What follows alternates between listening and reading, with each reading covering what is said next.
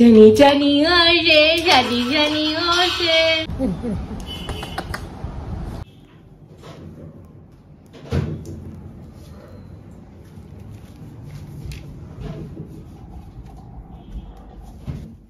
নমস্কার বন্ধুরা, Payel lifestyle page আর আমার ইউটিউব চ্যানেল অল ইন ওয়ানকে স্বাগত জানিয়ে আবার একটা নতুন ভিডিও উপহার দেবো বলে চলে এসেছি। দেখো এখন বর্ষাকাল, সকাল সকাল কত পরিমাণে বৃষ্টি হচ্ছে। এখনই বৃষ্টি, এখনই গরম, আবার এখনই রৌদ্র, এরমভাবেই চলছে দিনগুলো। এরমভাবে কিন্তু বাচ্চাদের সর্দি কাশি বেশি হয় বর্ষাকালে।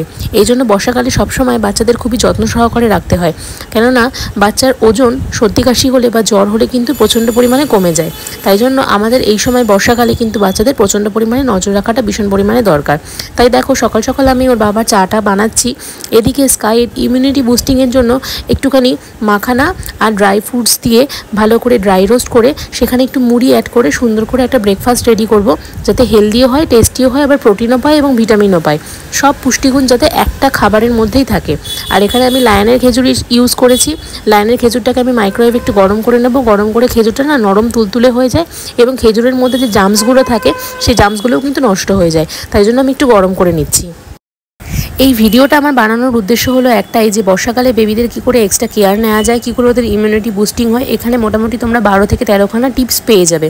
আমি একজন মায়ের অভিজ্ঞতা থেকে বলছি যে বর্ষাকালে কিন্তু বেবিদের সত্যি খুব যত্ন করে রাখতে হয়, কেননা বারবার করে ঘাম হয়, ঘাম মোছাতে হয়, দিনে অনেকগুলো করে জামা চেঞ্জ করতে হয়, সবসময় নিজের হাইজিন মেনটেন করতে হয়। কেন বর্ষাকালে কিন্তু বেবিদের ঠান্ডা, গরম, সর্দি কাশি সব বেশি পরিমাণে লাগে এবং বেবিরা কিন্তু প্রচণ্ড পরিমাণে ঘামে, কেন বাইরে ঠান্ডা থাকে, ভেতরে গরম থাকে। আর দেখো বর্ষাকালে কিন্তু বেবিদের মুখে ফাঙ্গাল ইনফেকশন কিন্তু খুব পরিমাণে হয়। তাই গরম জলে কাপড় ভিজিয়ে নিয়ে একটা সুতির পাতলা কাপড় ইউজ করবে, যেটা সবসময় মুখ ধোয়ানোর কাজেই লাগে। তাই জন্য মুখটা বা জিভটা ভালো করে পরিষ্কার করবে, যাতে কোনো ফাঙ্গাল ইনফেকশন না হয়। আর যেহেতু আমার বেবি এখন বর্ষাকাল পড়েছে, এই জন্য না জনসন বা অন্য হিমালয় অয়েলগুলো খুব সিনথেটিক হয়, ঠান্ডা লেগে যায়। তাই জন্য আমি একদম পিওর খাঁটি সর্ষের তেলটা ইউজ করি। তোমরা চাইলে অন্য কোনো তেলও ইউজ করো, এটা আমার টিপস। আর আমি ওকে জনসন বেবি শ্যাম্পু দিয়েই স্নান করাই। সপ্তাহে এখন 2 দিনকে 3 দিন করে আমি শ্যাম্পু করাচ্ছি। যেদিনকে শ্যাম্পু করে সেদিনকে সাবান দিই না, যেদিনকে সাবান দিই সেদিনকে আমি শ্যাম্পু করি না। আর সবসময় উষ্ণ গরম জলে আমি স্নান করাই। আর যেহেতু এখন বর্ষাকাল, মানে একটু প্যাচপ্যাচে গরমও আছে, আবার ঠান্ডাও আছে, এখন কিন্তু বেবিদের স্কিন ফাটার সময়। অনেকেরই স্কিন ফাটে এবং ঠোঁটের দেখবে বেবিদের ঠোঁটটাও কিন্তু অনেক সময় ফাটে।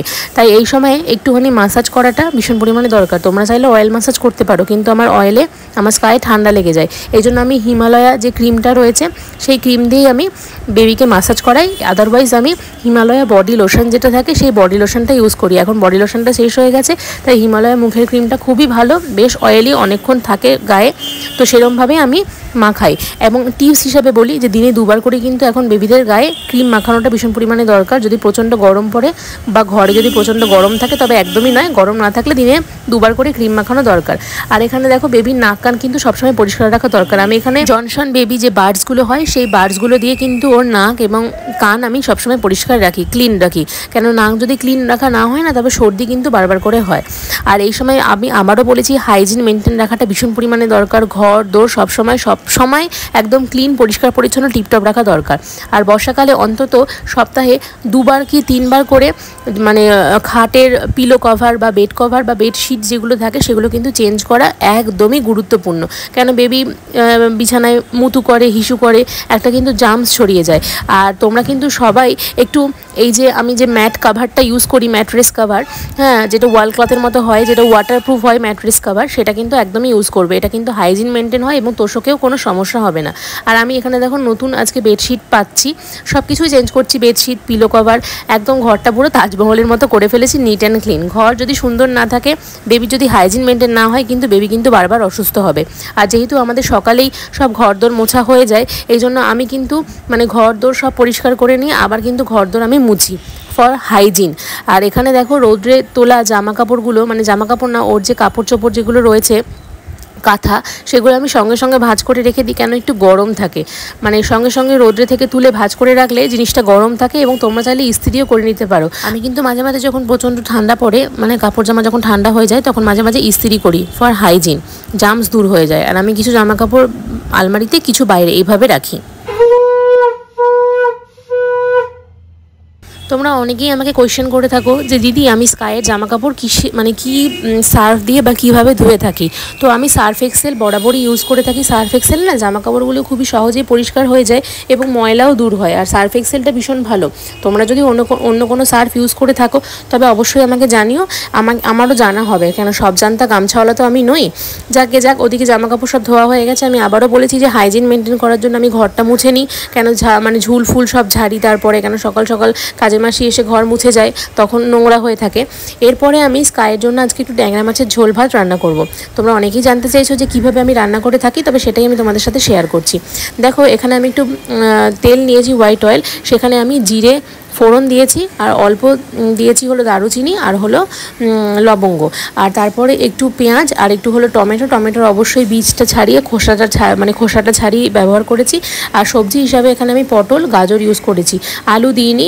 আর মশলা হিসেবে আমি জিরে, রক সল্ট পাউডার আর হলুদ এইটুকু ইউজ করেছি। দেখো মিষ্টি আলু বা আলু বাচ্চাদের ওজন বৃদ্ধিতে সাহায্য করে, কিন্তু রোজ কোনো কিছু দেওয়াই ভালো না। বাচ্চাদের সব কিছুই পরিমাণ মতো অল্প অল্প করে দিতে হবে। রোজ দিলে কিন্তু সব কিছুরই একটা সাইড এফেক্ট থাকে, সব কিছুই কিন্তু ক্ষতি হতে পারে। তাই জন্য দেখো এখানে আমি হেলদি এবং টেস্টি খুব সিম্পল পাতলা একটা ক্যাটফিশ রান্না করেছি, মানে ট্যাংরা মাছের ঝোল ভাতই ওকে দেবো।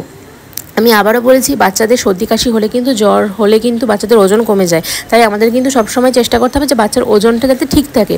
মোটা বাচ্চার কথা বলছি না, মোটা বাচ্চা হতে হবে না, হেলদি যেন হয়, হেলদি এবং সুস্থ, ঠিক আছে। আর এই দেখো আমি এখানে মানে ওর খাওয়ানো দাওয়ানো সব কিছু হয়ে গেছে। হয়ে যাওয়ার পরে আমি আবার জামা চেঞ্জ করে সেগুলো সার্ফে ধুয়ে মেলি। দিনে 3বার থেকে 4বার আমি বর্ষাকালে জামা চেঞ্জ করি। ঘড়িতে তখন বাজে 4:30 পার, তখন আমি স্নান করে আসলাম। এরপর আমি ওই 4টের দিকে স্কাইকে কিছু পরিমাণে একটু ফল দিয়ে থাকি। এখানে আমি গ্রিন অ্যাপেল ইউজ করছি। গ্রিন অ্যাপেলটা খুব কস্টলি, সবসময় পাওয়া যায় না, ওর বাবা পেয়েছে তাই নিয়ে এসছে। গ্রিন অ্যাপেল কিন্তু রেড অ্যাপেল থেকে খুব ভালো, এবং এখানে সুগার বা শর্করার পরিমাণটাও কিন্তু কম, বাচ্চাদের জন্য খুব হেলদি। একটা টিপস তোমাদের দিয়ে থাকি, রিসেন্ট একটা আর্টিকেলে পড়ছিলাম যে বর্ষাকালে কিন্তু মাদের মানে হাত ভীষণভাবে পরিষ্কার রাখতে হয়। মানে পরিষ্কার যদি না রাখো, হাইজিন মেনটেন না করলে না বাচ্চার পেট খারাপ হতে পারে। তো তার জন্যই আমি বিকেলবেলায় ওর খাবার রেডি করছি, তার আগে আমি সুন্দর করে আমি হাতটা ধুয়ে নিলাম। যেহেতু বর্ষাকাল, বাইরে ঠান্ডা ভেতরে গরম, বেবি কিন্তু প্রচণ্ড পরিমাণে ঘামে, আর ঘাম বসলে কিন্তু ঠান্ডা সর্দি কাশি সব একসাথে লেগে যায়। এই জন্য দিনে 3 থেকে 4বার পর্যন্ত বেবির জামা কাপড় চেঞ্জ করা কিন্তু বর্ষাকালে প্রচণ্ড পরিমাণে দরকার। শুধু বর্ষাকালে না, গ্রীষ্মকালেও কিন্তু দরকার। তাই দেখো ওকে আমি ভাত খাওয়ানোর পর একবার জামা চেঞ্জ করি, বিকেলবেলায় খাওয়ানোর পর একবার জামা চেঞ্জ করি, আর রাত্রেবেলায় শোয়ার আগে অবশ্যই আমি জামা চেঞ্জ করি। এবং বর্ষাকালে বলে না, আমি বর্ষাকাল এবং গরমকাল দু ঋতুতেই আমি দিনে 2বার করে বোতলগুলো স্টেরিলাইজ করে থাকি। এবং বোতলগুলো আমি ভিম লিকুইড দিয়ে একটু গরম জল করে এইভাবেই স্টেরিলাইজ করি, মানে এইভাবে পরিষ্কার করি। তোমরা কীভাবে পরিষ্কার করো আমাকে একটু যদি কোনো টিপস থাকে অবশ্যই জানিও, আমি সেটা ফলো করব।